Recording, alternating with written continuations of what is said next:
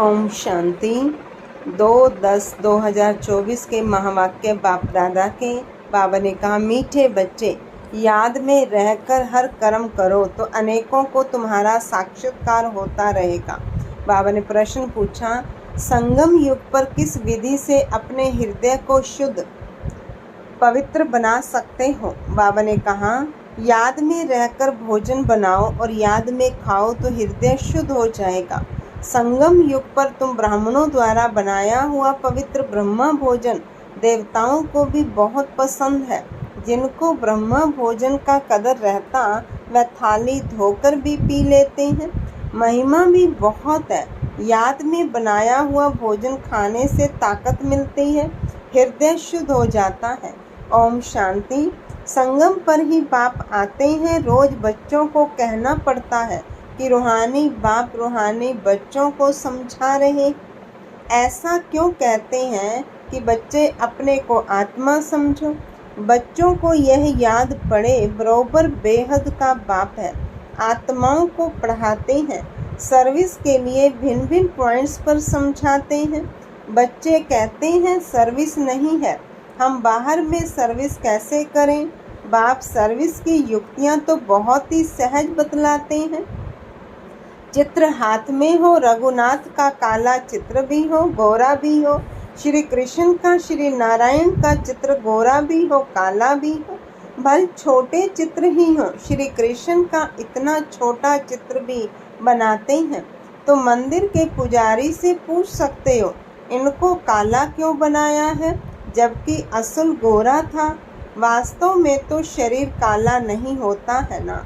तुम्हारे पास बहुत अच्छे गोरे गोरे भी रहते हैं, परंतु इनको काला क्यों बनाया है यह तो तुम बच्चों को समझाया गया है। आत्मा कैसे भिन्न भिन्न नाम रूप धारण करते नीचे उतरती है। जब से काम चिता पर चढ़ती है तब से काला बनती है। जगत नाथ व श्रीनाथ द्वारे में ढेर यात्री होते हैं। तुमको निमंत्रण भी मिलते हैं। बोलो, हम श्रीनाथ के 84 जन्मों की जीवन कहानी सुनाते हैं। भाइयों और बहनों, आकर सुनो। ऐसा भाषण और कोई तो कर ना सके। तुम समझा सकते हो ये काला क्यों बने हैं। हर एक को पावन से पतित जरूर बनना है। देवताएं जब वाम मार्ग में गए हैं तब उन्हें काला बनाया है। काम चिता पर बैठने से आयरन एज बन जाते हैं। आयरन का कलर काला होता है, सोने का गोल्डन, उनको कहेंगे गोरे। वही फिर 84 जन्मों के बाद काले बनते हैं। सीढ़ी का चित्र भी जरूर हाथ में हो। सीढ़ी भी बड़ी हो तो कोई भी दूर से देख सकेंगे। अच्छी रीति और तुम समझाएंगे कि भारत की यह गति है। लिखा हुआ भी है उत्थान और पतन। बच्चों को सर्विस का बहुत शौक होना चाहिए। समझाना है यह दुनिया का चक्कर कैसे फिरता है। Golden age, silver age, copper age, फिर आयरन एज, फिर ये पुरुषोत्तम संगम युग भी दिखाना है। बल बहुत चित्र नहीं उठाओ। सीढ़ी का चित्र तो मुख्य है भारत के लिए।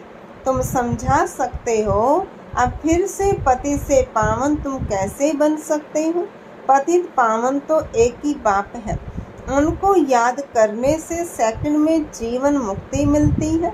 तुम बच्चों में यह सारा ज्ञान है, बाकी तो सब अज्ञान नींद में सोए हुए हैं। भारत ज्ञान में था तो बहुत धनवान था। अभी भारत अज्ञान में है तो कितना कंगाल है। ज्ञानी मनुष्य और अज्ञानी मनुष्य होते हैं ना। देवी देवता और मनुष्य तो नामी ग्रामी है। देवताएं सतयुग त्रेता में, मनुष्य द्वापर कलयुग में। बच्चों की बुद्धि में सदैव रहना चाहिए। सर्विस कैसे करें वह भी बाप समझाते रहते हैं। सीढ़ी का चित्र समझाने के लिए बहुत अच्छा है। बाप कहते हैं गृहस्थ व्यवहार में रहो, शरीर निर्वाह के लिए धंधा आदि तो करना ही है। जिस्मानी विद्या भी पढ़नी है।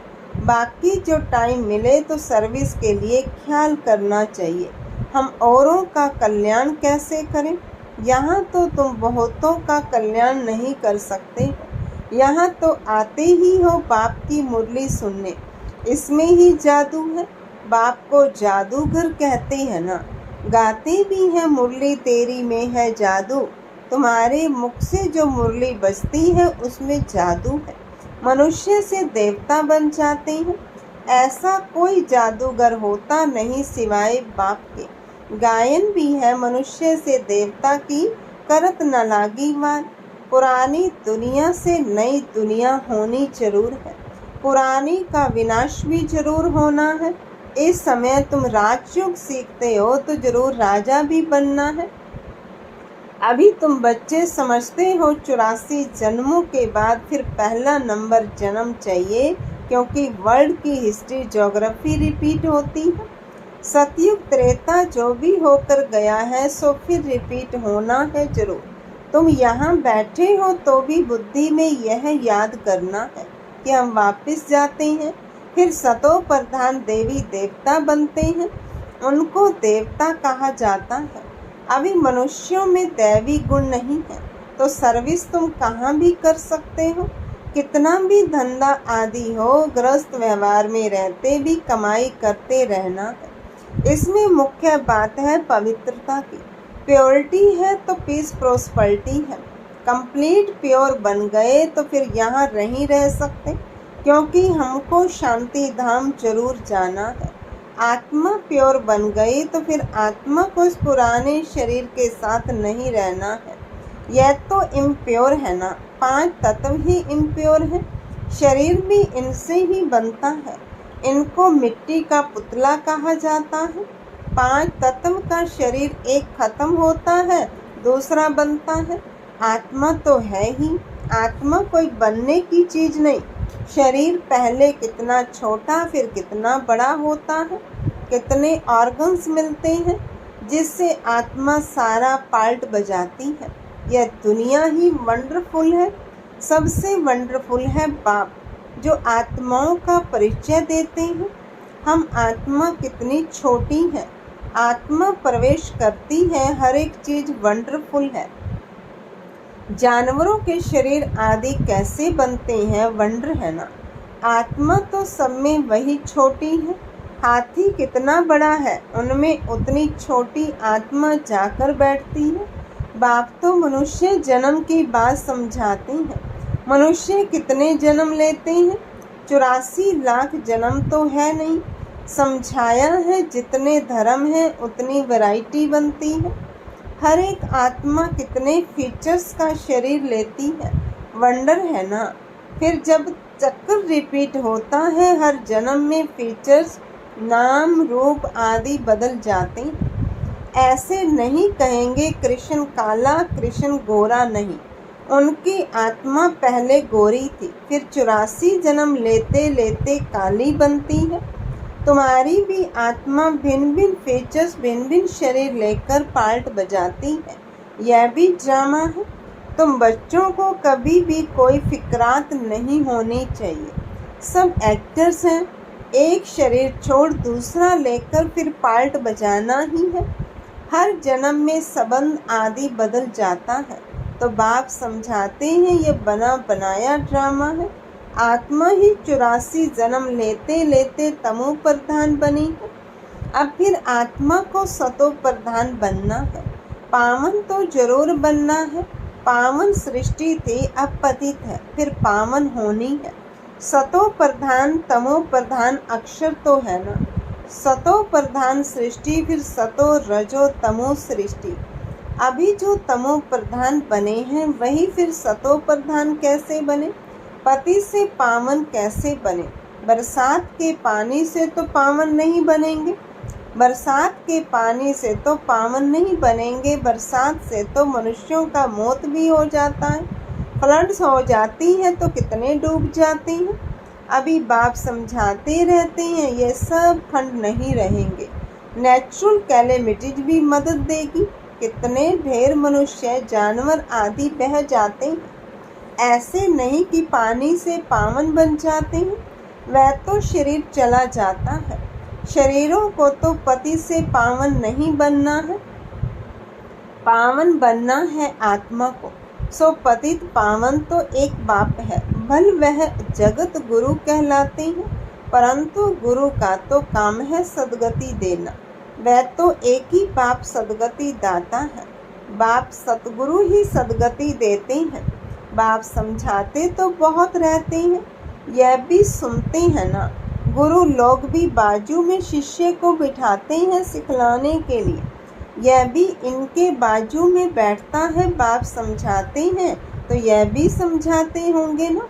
इसलिए गुरु ब्रह्मा नंबर 1 में जाता है। शंकर के लिए तो कहते आँख खोलने से भस्म कर देते हैं, फिर उनको तो गुरु नहीं कहा जाए। फिर भी बाप कहते हैं बच्चों माँ में कम याद करो। कई बच्चे कहते हैं इतने धंधे धोरी की फिक्रात में रहते हम अपने को आत्मा समझ बाप को कैसे याद करें। बाप समझाते हैं भक्ति मार्ग में भी तुम हे ईश्वर हे भगवान कह याद करते हो ना। याद तब करते हो जब कोई दुख होता है। मरने समय भी कहते हैं राम राम बोलो। बहुत संस्थाएं हैं जो राम नाम का दान देती हैं। जैसे तुम ज्ञान का दान देते हो वह फिर कहते राम बोलो राम बोलो। तुम भी कहते हो शिव बाबा को याद करो, वह तो शिव को जानते ही नहीं, ऐसे राम राम कह देते हैं। अब यह भी क्यों कहते हैं कि राम कहो जबकि परमात्मा सब में है। बाप बैठ समझाते हैं राम व कृष्ण को परमात्मा नहीं कहा जाता, उन्हें देवता कहा जाता है। उनकी भी कलाएं कम होती जाती हैं। हर एक चीज़ की कला कम तो होती ही है। कपड़ा भी पहले नया फिर पुराना होता है। बाप इतनी बातें समझाते हैं फिर भी कहते हैं मेरे मीठे मीठे रूहानी बच्चों अपने को आत्मा समझो, सिमर सिमर सुख पाओ। यहाँ तो दुख धाम है। बाप को और वर्षे को याद करो, याद करते करते अथाह सुख पाएंगे। कलह कलेश बीमारी आदि जो भी हैं सब छूट जाएंगे। तुम 21 जन्मों के लिए निरोगी बन जाते हो। कल कलेश मिटे सब तन के, जीवन मुक्ति पद पाओ। गाते हैं परंतु एक्ट में नहीं आते हैं। तुमको बाप प्रैक्टिकल में समझाते हैं। बाप को सिमरो तो तुम्हारी सब मनोकामनाएं पूरी हो जाएंगी, सुखी हो जाएंगे। मोचरा खाकर मानी टुक्कड़ खाना, सजा खाकर रोटी का टुकड़ा खाना अच्छा नहीं है। सबको ताजी रोटी पसंद आती है। आजकल तो तेल ही चलता है, वहाँ तो घी की नदियाँ बहती हैं। तो बच्चों को बाप का सिमरन करना है। बाबा ऐसे भी नहीं कहते यहाँ बैठकर बाप को याद करो, नहीं चलते फिरते घूमते शिव बाबा को याद करना है। नौकरी आदि भी करनी है। बाप की याद बुद्धि में रहनी चाहिए। लौकिक बाप के बच्चे नौकरी आदि करते हैं तो याद रहता है ना। कोई भी पूछेगा तो झट बताएंगे हम किसके बच्चे हैं। बुद्धि में बाप की प्रॉपर्टी भी याद रहती है। तुम भी बाप के बच्चे बने हो तो प्रॉपर्टी भी याद है। बाप को भी याद करना है और कोई से संबंध नहीं। आत्मा में ही सारा पार्ट नोंदा हुआ है जो इमर्ज होता है। इस ब्राह्मण कुल में तुम्हारा जो कल्प कल्प पार्ट चला है वही इमर्ज होता रहता है। बाप समझाते हैं खाना बनाओ मिठाई बनाओ, शिव बाबा को याद करते रहो। शिव बाबा को याद कर बनाएंगे तो मिठाई खाने वाले का भी कल्याण होगा। कहाँ साक्षात्कार भी हो सकता है, ब्रह्मा का भी साक्षात्कार हो सकता है। ब्रह्मा का भी शुद्ध अन्न पड़ता है तो ब्रह्मा का श्री कृष्ण का शिव का साक्षात्कार कर सकते हैं। ब्रह्मा है यहाँ, ब्रह्मा कुमार कुमारियों का नाम तो होता है ना। बहुतों को साक्षात्कार होते रहेंगे क्योंकि बाप को याद करते हो ना। बाप युक्तियाँ तो बहुत ही बताते हैं। वह मुख से राम राम बोलते हैं, तुमको मुख से कुछ नहीं बोलना है। जैसे वह लोग समझते हैं गुरु नानक को भोग लगा रहे हैं, तुम भी समझते हो हम शिव बाबा को भोग लगाने के लिए बनाते हैं। शिव बाबा को याद करते बनाएंगे तो बहुतों का कल्याण हो सकता है। उस भोजन में ताकत हो जाती है। इसलिए बाबा भोजन बनाने वालों को भी कहते हैं, शिव बाबा को याद कर बनाते हो। लिखा हुआ भी है, शिव बाबा याद है। याद में रहकर बनाएंगे तो खाने वालों को भी ताकत मिलेगी, हृदय शुद्ध होगा। ब्रह्मा भोजन का गायन भी है ना। ब्राह्मणों का बनाया हुआ भोजन देवताएं भी पसंद करते हैं, यह भी शास्त्रों में है। ब्राह्मणों का भोजन बनाया हुआ खाने से बुद्धि शुद्ध हो जाती है, ताकत रहती है। ब्रह्मा भोजन की बहुत महिमा है। ब्रह्मा भोजन का जिनको कदर रहता है, थाली धोकर भी पी लेते हैं, बहुत उच्च समझते हैं। भोजन बगैर तो रह ना सके, फैमन में भोजन बगैर मर जाते हैं। आत्मा ही भोजन खाती है, इन ऑर्गन्स द्वारा स्वाद बह लेती है। अच्छा बुरा आत्मा ने कहा ना, यह बहुत स्वादिष्ट है, ताकत वाला है। आगे चल जैसे तुम उन्नति को पाते रहेंगे, वैसे भोजन भी तुमको ऐसा मिलता रहेगा। इसलिए बच्चों को कहते हैं, शिव बाबा को याद कर भोजन बनाओ। बाप जो समझाते हैं उसको अमल में लाना चाहिए ना।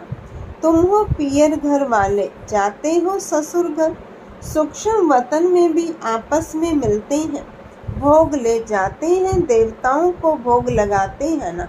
देवताएं आते हैं, तुम ब्राह्मण वहाँ जाते हो, वहाँ महफिल लगती है। अच्छा मीठे मीठे सिक्की लदे बच्चों प्रति माता पिता बाप दादा का याद प्यार और गुड मॉर्निंग।